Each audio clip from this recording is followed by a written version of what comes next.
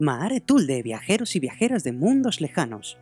Soy Michael R. Bombín y en esta ocasión vengo a contaros la historia de Gandalf, el mago de muchos nombres, que como os expliqué en el vídeo anterior, fue conocido durante sus más de 37.000 años como Olorin en élfico Quenya, Mithrandir en idioma Sindarin, Zarkun en idioma enano e Icanus en idioma Haradrim. Pero su nombre más conocido, Gandalf, es con el que se le conocería entre los humanos de la Tierra Media. En la anterior entrega nos quedamos cuando nuestro preocupado Istari volvía a la comarca al encuentro de Frodo, para cerciorarse de que el anillo que poseía el Hobbit era, en efecto, el anillo único de poder. Esto lo logró tras lanzarlo al interior del fuego de la chimenea y ver que sobre su lisa y dorada superficie aparecía una inscripción en lengua negra de Mordor, escrita en caracteres Tengwar tanto en la cara interna como externa del anillo, y que simbolizaba su poder de control sobre los demás anillos de poder. En la inscripción se podía leer: un anillo para gobernarlos a todos, un anillo para encontrarlos, un anillo para traerlos a todos y atarlos en las tinieblas. Aquellas marcas solo aparecían ante una cantidad intensa de calor. En manos de Sauron, su creador, el anillo era fácilmente reconocible, ya que el calor intenso que desprendía su cuerpo era suficiente para que la inscripción brillara de forma continua. Ante esa revelación, Frodo, auténtico poseedor del anillo, decidió que lo más prudente sería sacar el anillo de la comarca, y aunque a Gandalf le pareció correcto, no sucedería hasta 5 meses después, ya que el Istari no creía que hubiera urgencia en hacerlo, sabiendo que había pasado tanto tiempo en aquel lugar sin que nada hubiera sucedido. Al cabo de unos meses, en junio de ese mismo año, el instinto de Gandalf le alertó de un peligro que se acercaba desde las sombras. Entonces decidió ir en busca de noticias que pudieran advertirle con mayor precisión de aquel peligro oculto, con suficiente antelación para poder partir con Frodo y el anillo. Pero por el camino se encontró con su compañero, el Istari Radagast, quien le avisó de que los 9 Nazgûl habían sido convocados y que iban en camino a la comarca. También le aconsejó que fuera a pedir ayuda y guía a Saruman, el más poderoso de los suyos y el líder del Concilio Blanco. Gandalf, en la creencia de que su compañero Saruman tenía en su poder un arma o el conocimiento necesario para derrotar a los enviados de Sauron, fue en su busca.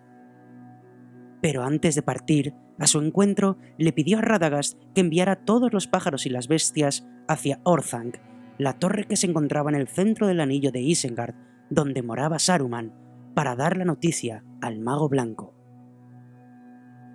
Todo aquello no había sido más que una trampa urdida por Saruman, quien realmente ambicionaba el anillo de poder y quería hacerse con él para poder así imponerse ante Sauron y sus compañeros Istaris. Saruman intentó convencer a Gandalf, primero con ardides de lógica, evidenciando la imposibilidad de vencer al Señor Oscuro con el poder con el que contaban, pero Gandalf encontró en su compañero la verdadera intención, oculta tras aquellas palabras, y se negó a entregarle el anillo, que aún se encontraba en las manos del Hobbit. Gandalf fue encerrado en lo alto de su torre, desesperado por el destino que le esperaba a su compañero mediano, y con él a todos los seres de la Tierra Media. Sin embargo, al cabo de un tiempo, vio aparecer en los cielos a Gwaihir, el águila que un siglo antes le había salvado junto a sus compañeras aladas, a él, a Bilbo y a la compañía de Thorin.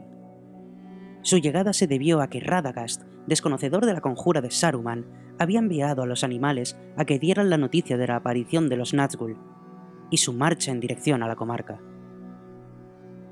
Cuando Gwaihir vio a Gandalf encerrado en lo alto de la torre, no dudó en rescatarlo, y le llevó volando hasta el reino de Rohan.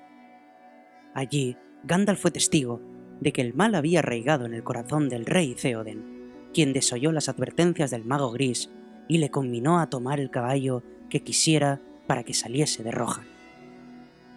Fue de ese modo que Gandalf pudo hacerse con la mejor montura de todo el reino, si no de todos los reinos, Sombra Gris, a quien domó y que hasta entonces había sido el caballo del propio rey Theoden. El Istari cabalgó al encuentro de Frodo hasta Bree, llegando al mismo día en el que el mediano, portador del anillo, había partido de allí. Al enterarse por boca de Mantecona, el posadero, de que Frodo había marchado junto con Aragorn, conocido entonces como Trancos, Gandalf sintió al fin el suspiro de alivio que tanto necesitaba.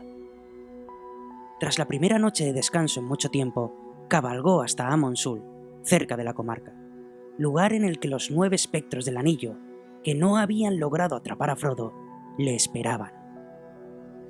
Allí se enfrentó a todos ellos, hasta que al amanecer decidió huir, pues era tarea casi imposible encontrar a Frodo y a sus compañeros, y de hacerlo no sería lo más prudente si con él aparecían los 9 espectros, quienes le pisaban los talones. Así pues, Gandalf logró que los 9 dividieran sus fuerzas, haciendo que 4 de ellos le persiguieran, y que cuando Frodo fuera encontrado en Amon Sul, solo se tuviera que enfrentar a 5 de ellos, y no a los 9. Tras despistar a los 4 Nazgûl que le perseguían, gracias a su montura, se puso en marcha hacia su siguiente parada, donde sabía que irían Frodo y Aragorn. Como el camino que debía tomar Gandalf era el que llevaba a Rivendell, y ello conllevaba una travesía rocosa, llena de riscos, el Istari decidió despedirse, por el momento, de Sombra Gris, quien siempre le sería fiel. Una vez en Rivendell, esperó a Frodo, quien llegó al de 3 días de su llegada, malherido, pero vivo. Allí descansaron y curaron las heridas. Tras eso, se convocó el llamado Concilio de Elrond. En aquella reunión, Gandalf tomó el mando de la conversación, contando todo lo ocurrido desde el cumpleaños de Bilbo. Junto a su compañero, el elfo Elrond, instó a todos quienes se habían reunido para destruir el anillo, dado que, pese a ser una arriesgada opción, era la que Sauron menos esperaba, y la única que posibilitaba su verdadera caída. Tras discutir abiertamente entre todos los presentes, se decidió que Frodo sería quien llevaría el anillo, y que iría acompañado por todos los que formarían la Compañía del Anillo. Gandalf y Aragorn se pasaron varios meses estudiando los mapas que había en Rivendell, decidiendo la mejor ruta a tomar para cruzar las montañas nubladas. El mago sostenía que la mejor opción era cruzar las minas de Moria, mientras que el Montaraz afirmaba que debían pasar por el Caradhras, uno de los picos del macizo montañoso. Al cabo de 2 meses, decidieron salir y tomaron el paso de Caradhras. Allí, el Istari salvó la vida a toda la compañía, cuando las heladas temperaturas les derrotaron, y tuvo que encender una hoguera con madera mojada. Tras la evidencia de que el paso de Caradhras era impracticable, decidieron tomar la senda de Moria. Gandalf confiaba en que Moria estaría prácticamente desierta de orcos, dado que la gran mayoría de ellos debían haber muerto en la batalla de los 5 ejércitos que acontece en el Hobbit. El mago les guió en contra de los deseos de todos, pues nadie, excepto Gimli y el propio Gandalf, querían pasar por Moria. Antes de entrar en las minas, fueron atacados por una manada de lobos, y el Istari volvió a manifestar su poder, incendiando un árbol cercano, haciendo huir así a las bestias. Habiendo abierto la puerta, el mago tuvo que alumbrar el camino, pues sin él no habrían podido moverse por la absoluta negrura de las minas de Moria.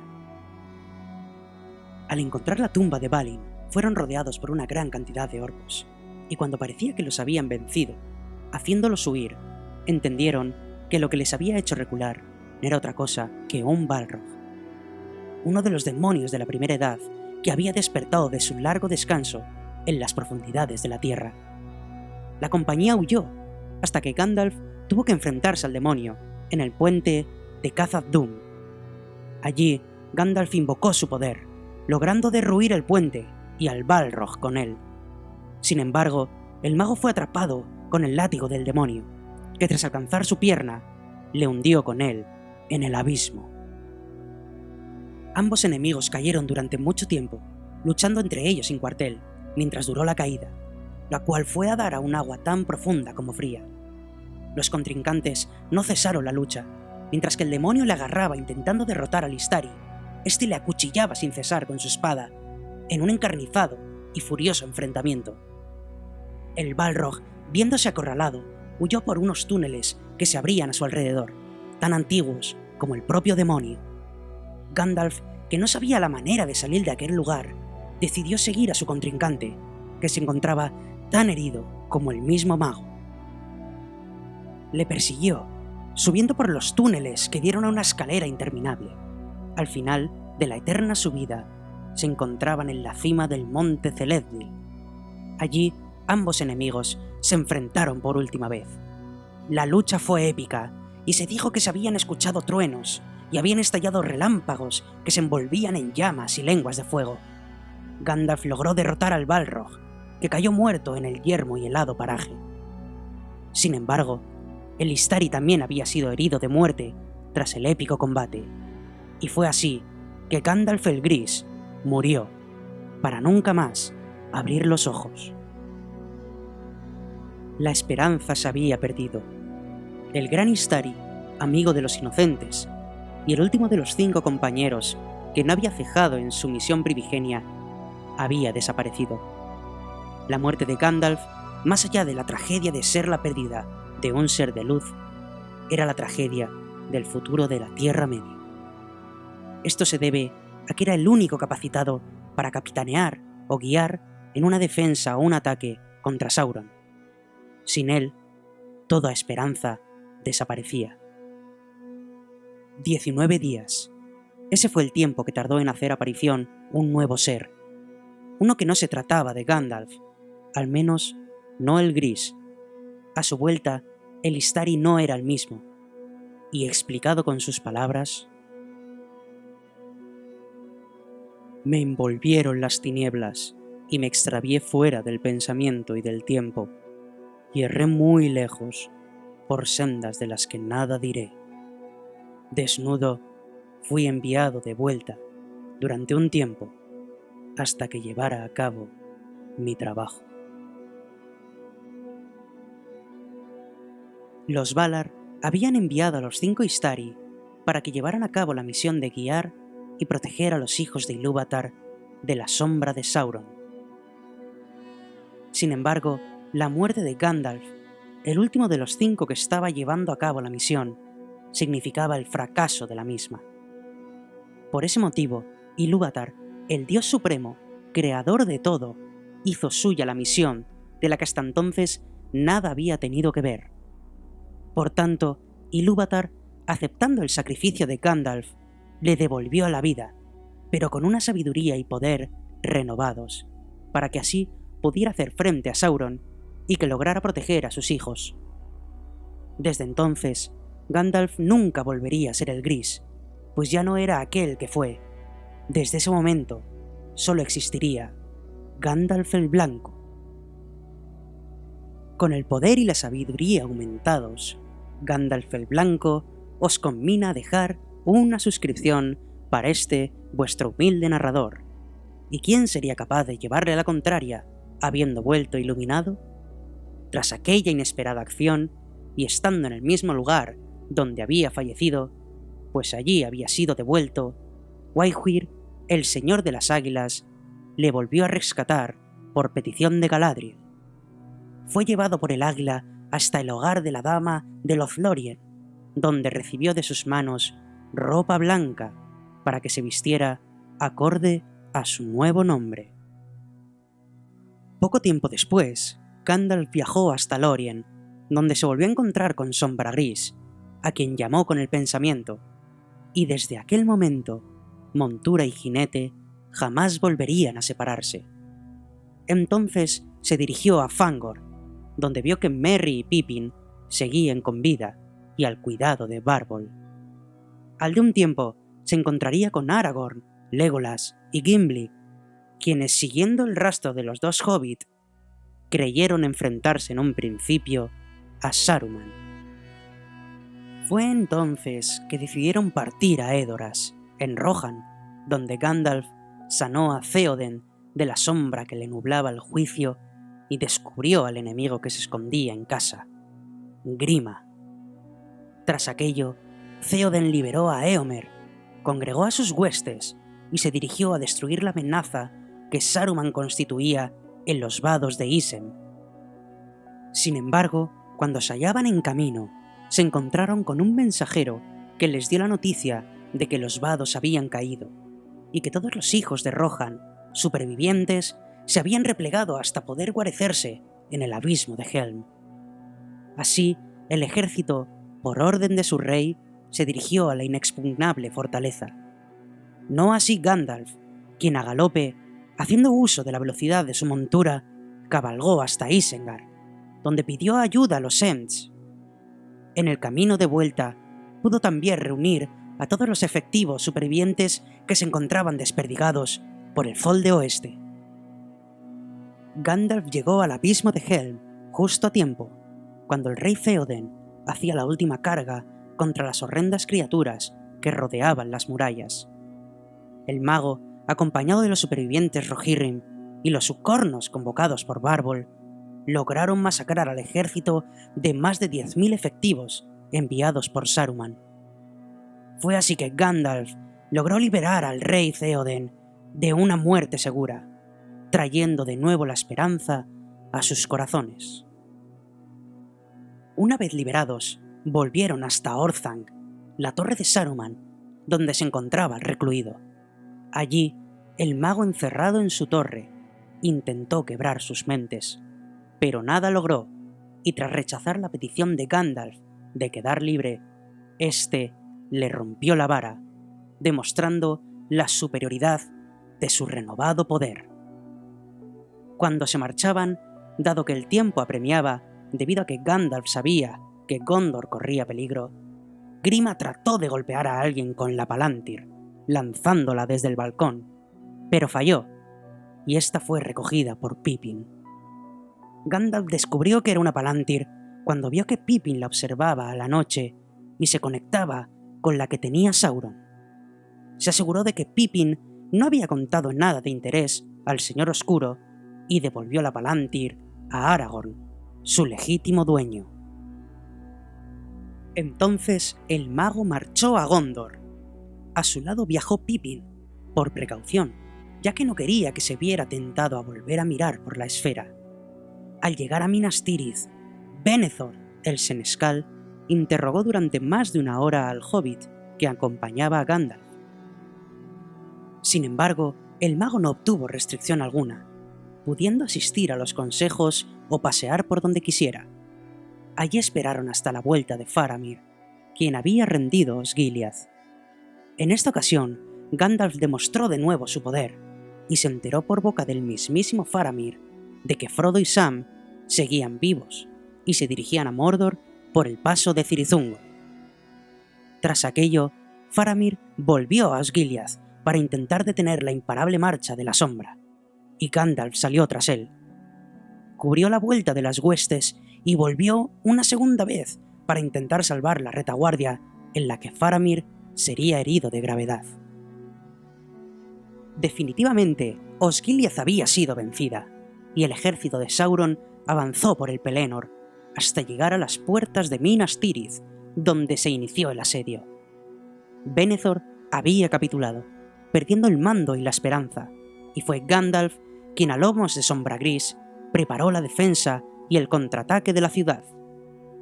Tras un día de lucha constante, la puerta principal fue derribada a acero y fuego, y su apertura apareció el Señor de los 9 Nazgûl, y de todos los que habían quedado para defender la puerta, Gandalf fue el único que se mantuvo en su puesto para enfrentarse a él. En ese momento sonaron las trompetas de Rohan, dando así el inicio a la carga de los Rohirrim. Con su llegada, el capitán de las huestes de Sauron volvió al Pelennor, y Gandalf, quien quería seguirle para hacerle frente, fue detenido por Pippin, que le advirtió de la locura de Denethor. El senescal quería quemar vivo a su propio hijo Faramir. Gandalf, haciendo uso de su poder, logró salvar al convaleciente de las garras de su enloquecido padre. Tal era su locura que se inmoló ante Gandalf, Pippin y su hijo. Tras eso, el Istari se asomó al Pelennor y gracias a su poder pudo ver, lleno de tristeza, que Theoden había muerto. Gandalf, que había llevado a Faramir a las casas de curación, se quedó allí el resto de la batalla, atendiendo a todos los heridos que iban llegando.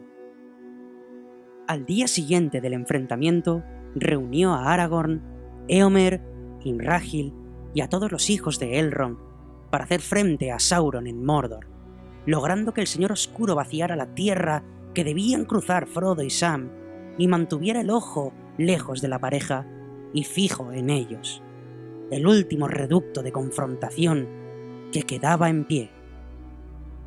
Aragorn, quien sabía que Gandalf había resucitado con el único objetivo de salvarles y guiarles, y que, en efecto, les había salvado y guiado en incontables ocasiones haciendo uso de su poder y sabiduría, se puso de su lado, apoyando el plan del mago, pese a que con él arriesgarían la vida de todos quienes podían hacer frente al Señor Oscuro. Así fue que los casi 7000 hombres que aún quedaban en pie se reunieron en Morannon, las gigantescas puertas de Mordor y la supuesta única entrada. El Señor Oscuro, como le pasó en todas las anteriores ocasiones en las que rozó la victoria y el éxito de sus planes, cayó en la trampa. Convocó a todas sus tropas, rodeando al pequeño grupo de hombres y librando la última gran batalla. En el cénit de la lucha, y gracias a que el paso había sido liberado, el anillo fue destruido con el fuego del Monte del Destino. Entonces, las tropas del Señor Oscuro siguieron a su señor en la caída de su voluntad.